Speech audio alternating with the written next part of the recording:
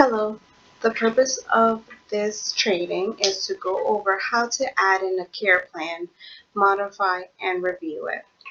So the first thing that you're going to want to do when you enter in a client's chart is make sure that your location is correct. You would do that by looking at the client's information tab.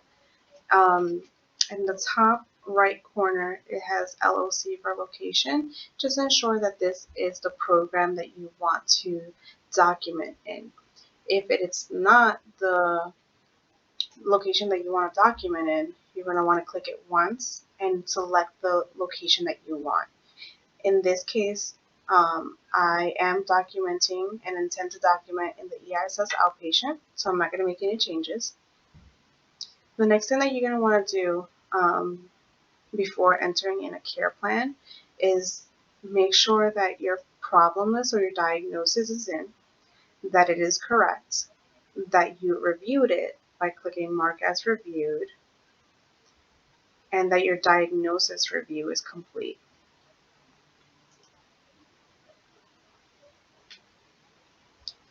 You're going to sign that.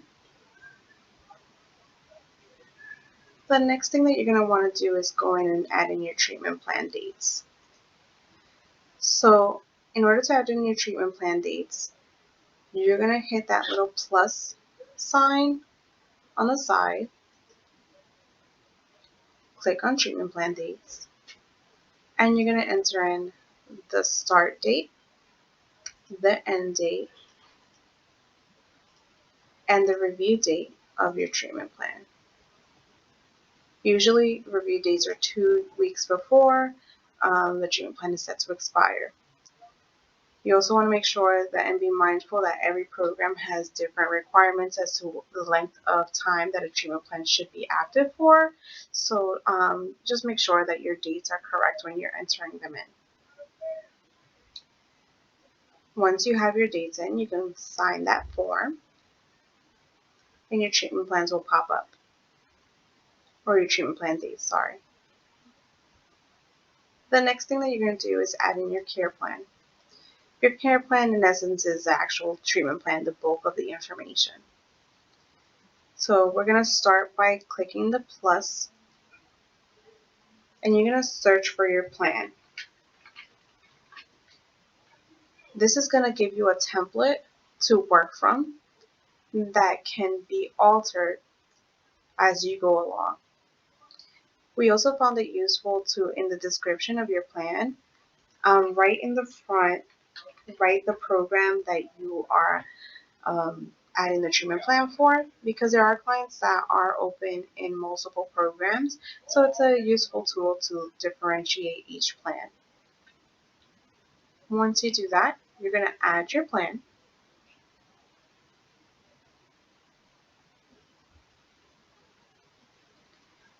Once your plan is entered, you're going to see that it's going to pop up with your description. It's active. And then there's 2 tabs here, or buttons. There's one that says Open Plan, and like 3 little dots that say Open Tab. And you can manage, modify, or mark as completed. You can also remove it in error. So if I added this in error, you'll get a warning, right? If you'd like to proceed, press remove, and it'll come right off. Just gonna add it again.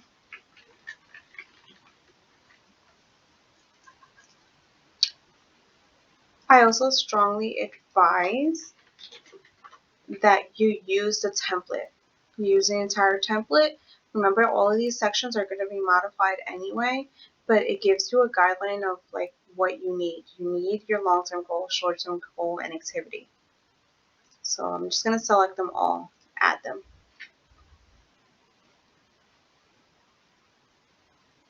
Okay. Once I'm sure that this is what I wanted to add, I open the plan. It's going to create a tab on the middle of the page, I would say, that you can click on. Okay. It should automatically populate. You're going to see your depression, health concern active, right? So we're going to view the details. We're going to click Modify. Again, in the Health Concern display, we want to write the program, BISS Depression. And granularity is the date that that the treatment plan became active, so the onset date. We're going to change that to date, and we're going to put it for the date that the treatment plan started. Leave this as active. And if you scroll down, there's a comment section. So we like to use this to write some of the symptoms that the client is reporting. For the purpose of this training, I'm not going to go into detail here and just to save time, but you can use this section to write, to make the treatment plan specific to the client of what the client is actually struggling with. We choose to write it here in the comment section versus in the health concern display, just to keep the confidentiality of the client, so we can streamline it when we create the treatment plan, and so that way, you know, on their actual face sheet, there's not a whole description of what the client is struggling with. Okay, so we're going to press save.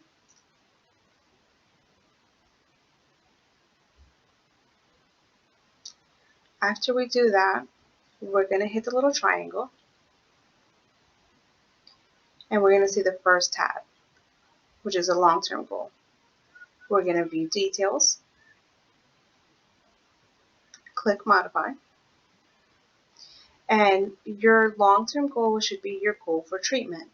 So this should be in the client's words. So client reports they will, whatever the quote is, whatever the client hopes to achieve in treatment. And again, start date, target date,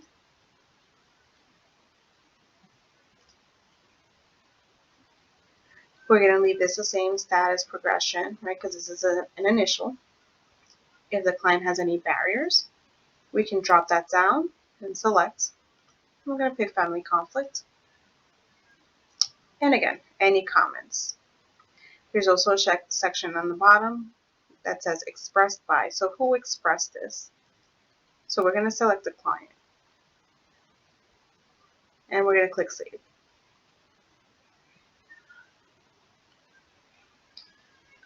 Once we do this, we're going to hit, again, the little triangle. It's going to show us the short-term goal. Same thing. We're going to view detail, modify, start date, target date, leave this section the same for now, any barriers to treatment, comments, and again, expressed by the client. Now, the short-term goal should be measurable. So we can completely remove this and write something new, or use this as a guide and put gain 122 affect regulation skills, whatever the client is going to be working on, as long as it's measurable. We're going to save that. Then we're going to click on the triangle again. We're going to see our individual therapy, view details, modify, leave this the same. We're going to add in the frequency. So again, start date, target date,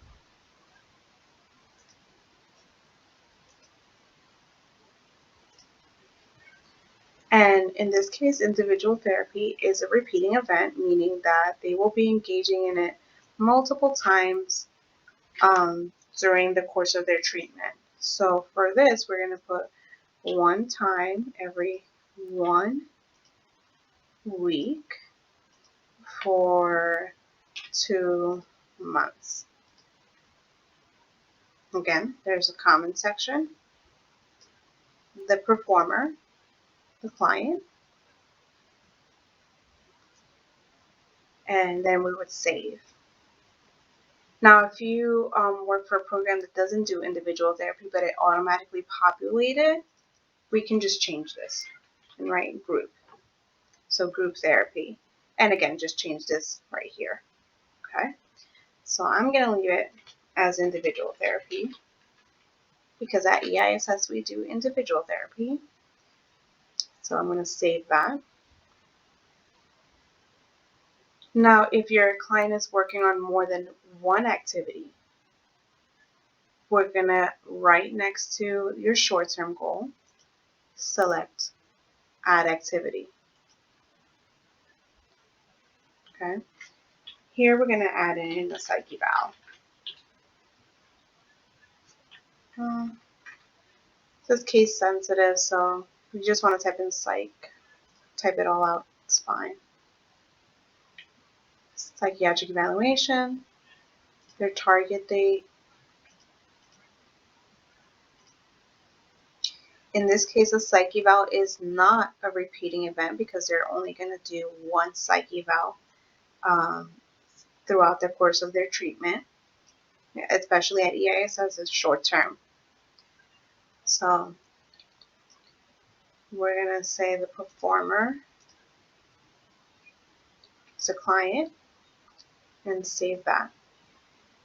And again, that's how you would add in all the activities. You would click here. Okay. Now let's say the client has an additional goal that they want to work on. You can do that. You can add a goal. Let's say you want to search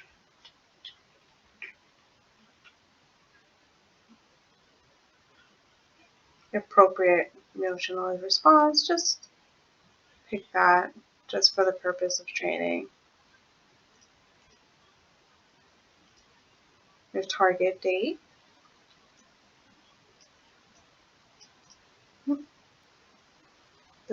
The expressed by. And again, it's a long-term goal. So we're going to put this in the client's words, right? I'm not going to change that now, but you would put in a quote here. Save. And that becomes an additional goal. On that goal, I'm going to add another one because we need to add the short term. So we'll say demonstrate effective coping skills. So again, make it measurable.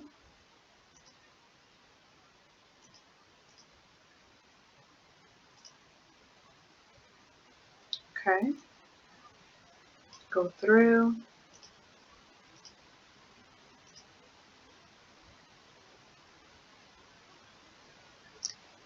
And on that goal, we're going to add an activity. So I'm going to add individual therapy for this as well.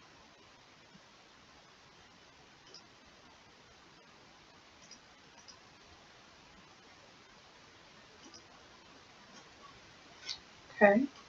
Repeating event, one time, every 1 week for 2 months. Okay. All the same.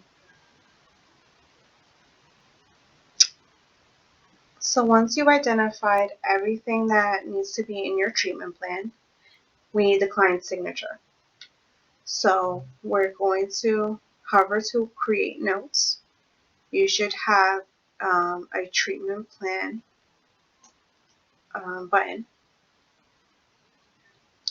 And here it's going to pull the treatment plan dates that you enter, the diagnosis. It'll pull medication list if it's a return client, or if it's a treatment plan review, it'll pull the medication list. The advanced directive will also pull from the intake. It'll pull the client's strengths as long as you added them. You can also click on the insert free text and add your client strengths this way. So motivated for treatment,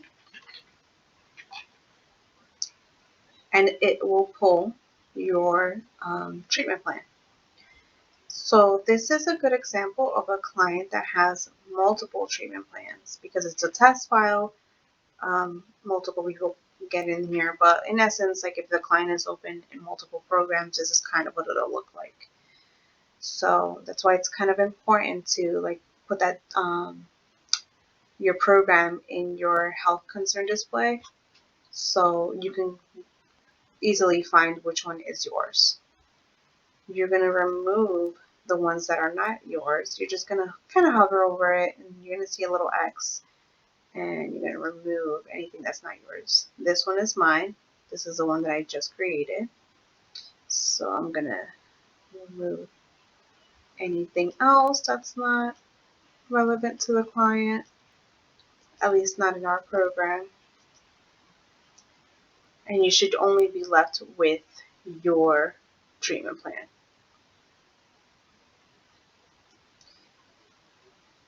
So this section, you're gonna have to type it in. Every program is different, so it depends on your program what you're gonna add in here. So client will report reduction in symptoms. You need to schedule the following appointments. Individual therapy, because that's one of the activities that we selected. Review comments, client's words, states, whatever the client set up in regards to their treatment plan. Client actively participated, and whatever else your program needs to add in the participation and assessment information.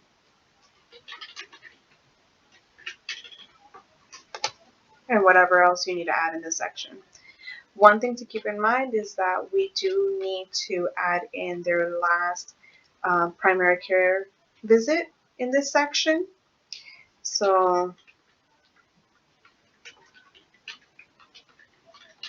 and that is specific to the intake. So when you're doing an initial treatment plan and when you're doing a yearly review of a treatment plan. So I'm just going to put in a date here. Okay. So we just have to make sure that this is actually in here. Okay. Once that's completed, you're going to sign and submit your form. You're going to add your APN for the program that's going to be seeing the client, and you're going to add your supervisor if needed. Sign, and you're going to have it signed. So that way you can sign it as well, and then you would move on to eSig to have the client sign it. I'm not going to submit it so that way our staff members don't receive it. So I'm just going to cancel this.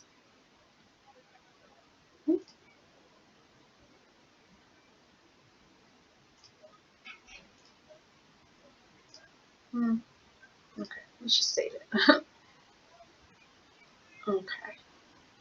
So once your treatment plan is created, when you go to modify it, it's a little bit simpler in the sense that you will see it under your plans. You do not have to create another care plan unless the client has resolved their original care plan and you want to end date this one and add another one. So if I'm doing a review, I'm going to, again, this is what it'll look like. I'm going to press open plan. I'm going to see the first tab. So view details, modify. I can resolve it because if the client resolved their goals, or is being discharged as well, I would resolve it at that date too. Just to kind of end date that and remove it from the client's chart. Like once they're discharged, they don't need an active treatment plan. Okay. And here, health concern status, resolved, remission, relapse, or an error. Okay. So I'm going to save that. I'm going to drop it down. And I'm going to see my two goals. View details, modify, and I would change the start date and target date to the date of the next treatment plan. So it should be continuous. So if your last target date was May 5th, your next treatment plan should start May 6th. And then you're going to change this as well, the target date to the new target date. Okay. You'll notice that this changed to planned because I put like a date in the future, but when, in essence, when you're reviewing it, this shouldn't happen to you. Okay. So what I did want to show when you're viewing your details is that you can record the client's progression, whether they're progressing, regressing, and meeting their treatment plan goals. Now, there's multiple ways that you can assess a client. You can have them complete their evidence-based scales to see where they are. Like if they're struggling with depression, see where they are with their symptoms, and see if they're progressing, regressing, or meeting. So I strongly encourage you to look at those scores when you're doing or have a client complete those evidence-based skills and look at their scores to be able to properly assess how they're doing. And the status you can also change. Okay. And again, you would go through the motions of updating all the dates by just clicking the drop down, view details, and clicking modify. You will do that for the entire treatment plan, and then do the same thing that you did the last time. Treatment plan, complete that form, and then have the client sign.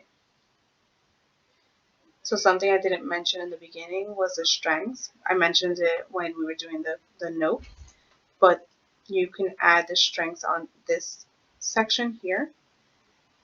This won't be specific to the care plan, it'll be specific to the client. So you can add it here. So